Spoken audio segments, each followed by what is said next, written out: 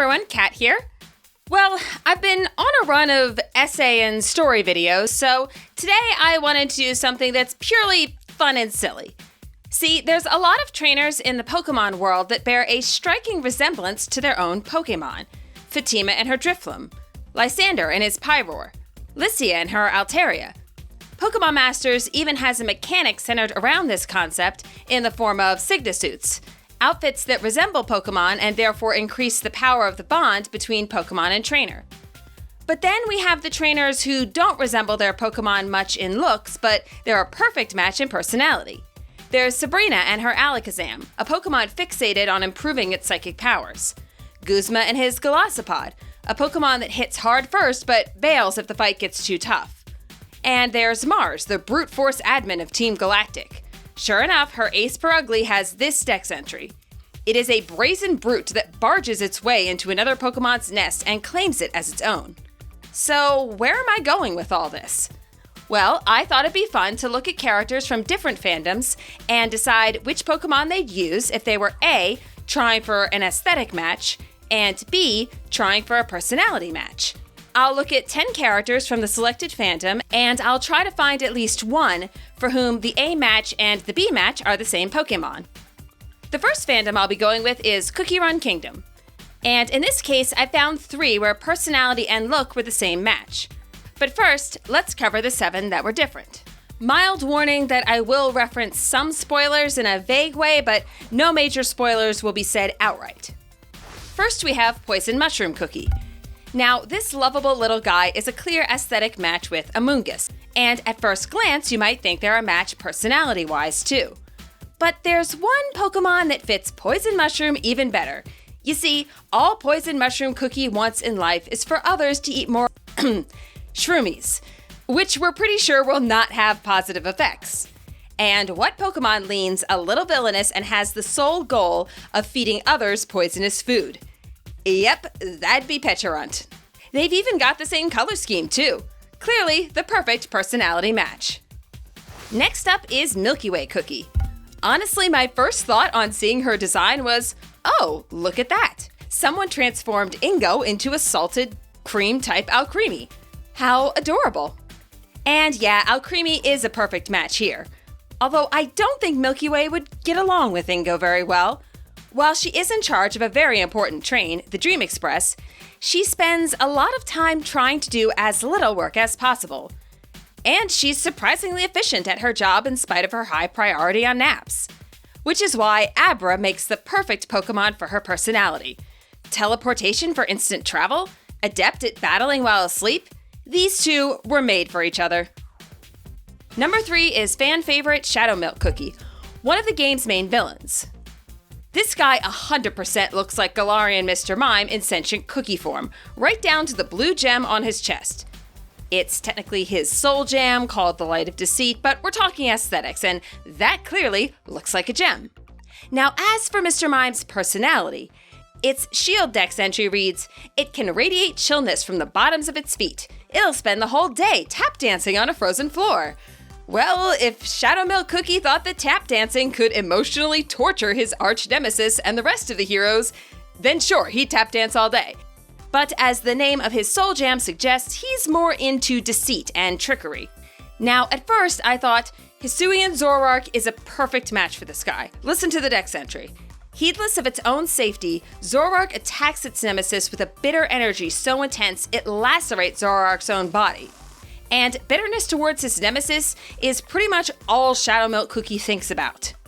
But we don't see this side of him too often. Usually he's putting up the facade of a flashy showman. But if things don't go his way, he'll go from playful to completely deranged with fury.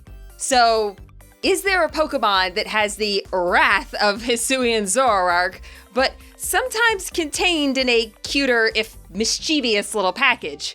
Well, that would actually have to be Hoopa. The contrast between its confined and unbound form is about as good a match on Shadow Milk's unstable personality as we can get. Number 4 is Shadow Milk Cookie's lackey, Candy Apple Cookie, which I almost feel like I'm cheating a bit with this one because Diplin is literally a candy apple Pokemon. but I was surprised at how quickly their personalities and battle styles contrasted. See, Diplin is actually two creatures sharing the same apple. There is thankfully only one candy apple cookie. Diplin also uses its syrup to slow down opponents, which, while it's said that candy apple cookie syrup can seal lips shut, her main attack involves whacking her opponents over the head with an apple. So, which Pokemon fits Candy Apple's character? Like her boss, she loves tricking others. She also claims Shadow Milk Cookie created her. Let me see if I could get that nod to Hisui and Zoroark. Could Hisui and Zorua be a good match? Let's check that dex entry. It derives its power from resentment, which rises as energy atop its head and takes on the forms of its foes. In this way, Zorua vents lingering malice. Is Candy Apple Cookie resentful? Well, here's what happens when she thinks that Shadow Milk likes someone more than her. It has to be me! It has to be me! I'd say that's a solid match made. Number 5 is Strawberry Crepe Cookie. Now, I don't think they would like my analysis on this very much because the Pokemon that resembles them most is kind of trash. No, that's not a Garbodor pun, but it is a Trash Cloak Wormadam pun. Both the silhouette and the color scheme are a shockingly good match on this one, with Wormadam's antenna even providing a nice nod to Strawberry Crepe Cookie's raised robotic arms. But Wormadam's dex entry doesn't give us much personality. Most entries basically focus on the fact that it's a bug that adapts its look depending on what's around it. Which, yeah, I guess Strawberry Crepe Cookie does that to an extent, having been on their own for a while and fashioning robots out of what materials they have available. But it's their engineering skill and their obsession with upgrading cookies that they're most known for. Porygon 2 is a Pokemon that literally evolves with an upgrade item, but I'd say Porygon Z matches even better. This is a Pokemon that was evolved again by a scientist, but unlike its previous evolution, its behavior is more erratic. While not a straight-up villain, not being around other cookies for as long as they have has definitely left Strawberry Crepe Cookie lacking in empathy. They initially view others as potential test subjects, and while they are seen being non-evil later in the game, you still wouldn't want to turn your back on them either. Number 6 is Cream Unicorn Cookie, which is another one I feel like I'm cheating on because, oh look, it's a pastel-colored unicorn Pokemon! I found a match! Galarian Ponyta's dex entry describes it as a pretty standard fairy tale unicorn. This Pokemon will look into your eyes and read the contents of your heart. If it finds evil there, it promptly hides away. But Cream Unicorn Cookie isn't nearly so skittish. They're quite friendly with everyone, even characters who aren't that kind to them in return. Although their main role is healing, they were one of the first healers in the game to be capable of dealing damage. They're especially fond of children, as part of their in-game description reads, "A dream to be part of the happiness and laughter of children has manifested into a unicorn." So I think we could go two ways here.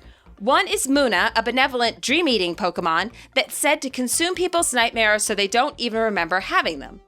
The other is Drampa, a dragon type whose dex entry reads, "It appears in towns and plays with the children. Drampa will protect kids when they're in danger, so their moms don't have to worry." I like Drampa as a match here. Though it's also said Drampa will set bullies' houses on fire. I think Cream Unicorn would just give the bullies a hug and call it a day. At number 7, our final cookie with two different Pokemon matchups is Icicle Yeti Cookie. This sweetheart starts the game as a magical creature born from an icicle who only wants to make friends. But being a Yeti, most creatures are scared away. This story was just so heart-melty, it was hard to think of a proper Pokemon personality match. But the visual match is pretty straightforward, especially if we're going off Icicle Yeti Cookie's Yeti form. Because of course there's Snover, the Pokemon whose entire design mixes the image of a Yeti with a frozen pine tree. It's not a complete mismatch personality-wise, as Snover's defining personality trait is its inquisitive nature. It's said to gather around human footprints, and it's always curious about them. But as for wanting to make friends, and being adaptable enough to change appearances as the situation requires, I gotta say that sounds like an Eevee to me. Full of friendship to the point that 3 of its evolutions require it, and well known to evolving to suit its environment, Eevee is just the kindred spirit for Icicle Yeti Cookie. Now, let's talk about the cookies with Pokémon that match them in both personality and appearance. I'll throw myself an easy one first. Number 8, Meet Muscle Cookie. He has muscles. He likes his muscles. He is quite literally defined by his muscles. Also by this funny holiday costume and that adorable animation of Pancake Cookie trying to work out on the same set of barbells. Next, meet Machamp. Also defined by its muscles and the strength of those muscles. Whenever the game needs to illustrate the HM move's strength or any comparable special ability, it uses Machamp to demonstrate it. You two are clearly made for each other. Now, go have a chat with the one jock character on my Animal Crossing island while I move down this list. Number 9 is Hollyberry Cookie, one of the 5 ancient heroes who once ruled as a queen of a great kingdom and protected her people, cookies, with the power of her Hollyberry shield. Her attack description basically says that when in battle, she becomes a shield for her allies, absorbing a portion of damage for them. She's always highly protective of those she cares for, and I can't think of a better match than the box mascot for Pokémon Shield, Zamazenta. These two have perfect parallels, right down to having saved their home in the past and feeling the call to return and save it once again in the present. Though I do need to add one very important caveat here. While Zamazenta certainly fits Hollyberry both in look and personality, I don't think it's the Pokémon she'd actually pick if she suddenly decided she wanted to train one. See, Hollyberry Cookie likes juice. The usual? I mean, she really likes juice. I am pretty sure this cookie has a serious juice problem. Next time, let's have some juice together, eh? So, let's face it, if Hollyberry Cookie found out that a Shuckle can do this, I am pretty sure it would be her first and possibly only Pokémon. And we come to number 10, White Lily Cookie. Our final cookie is another one of the ancients. Let's get a look at the design here. Carries around a white flower the size of her body, That looks like a Floette to me. Now, my first thought was that this wasn't a great match personality-wise. Floette is happy and upbeat, while White Lily is a pretty tragic character. Her story centers on the build-up and aftermath of a massive battle she and her fellow heroes had against Dark Enchantress Cookie. I know this looks super spoily, I promise it's all part of the game's prologue. White Lily watches her best friend Pure Vanilla Cookie sacrifice himself in one last attempt to hold off the enemy. When she reappears in regular gameplay, she still carries a lot of guilt for not being able to stop what happened.